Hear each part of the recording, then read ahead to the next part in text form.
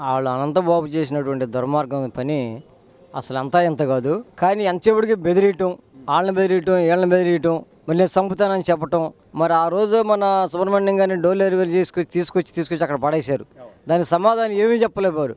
కానీ ఆయన ధైర్యం ఏంటంటే వెనకాల నాకు జగన్మోహన్ రెడ్డి గారు ఉన్నాడు, నన్ను తీసుకొస్తాడు, నన్ను ఒక మనిషిగా చూస్తాడనే ధైర్యంతో ఆయన అది మాత్రం చాలా దుర్మార్గం చేశాడు. అది మాత్రం నేను దళితుడిగా ఉన్నాను కాబట్టి నేమే చెబుతున్నాము, అతను మాత్రం కఠినమైన శిక్ష పడాలి.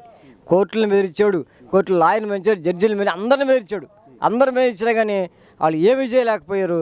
కానీ ఆయన ధైర్యం అనేది ఒకటి వెనకాల జగన్మోహన్ రెడ్డి గారిని చేసిన దుర్మార్గం. వాళ్ళ బాబాయిని చంపాడు, వాళ్ళ నాన్నగారిని చంపాడు, మొన్న వాళ్ళ అమ్మగారిని బెదిరించాడు, వాళ్ళ చెల్లెని గారిని బెదిరించాడు. ఆయన చేయని పని ఏంది అసలు? ఎక్కడ పడ్డా కానీ ఆయన దౌర్జన్యం చేశాడట. అట్లా దౌర్జన్యం చేయబట్టి ఆ దౌర్జన్యం ఈ అనంతబాబు చేశాడు. అదంతా అబద్ధం పైకేనండి. అదంతా పైకే ఉట్టిదే ఎన్ని ఉట్టిదే. ఆ రోజు మరి బెయిల్ రద్దు చేయడం కూడా కారణం ఇదే. మరి ఆయన బయటకు వచ్చి మరి ఆయన పాలాభిషేకం చేయించారు. మళ్ళీ ఆయన్ని ఎంత మాత్రం చేయించారు చెప్పు? పాలాభిషేకం చేయించి ఆయన మరి పూలతో వాటితో అభిషేకం చేశారు. అది తప్పు కదా, అది చాలా తప్పు, అది చాలా దుర్మార్గమైన పని. జగన్మోహన్ రెడ్డి గారు చేసిందంతా కూడా దౌర్జన్య పని.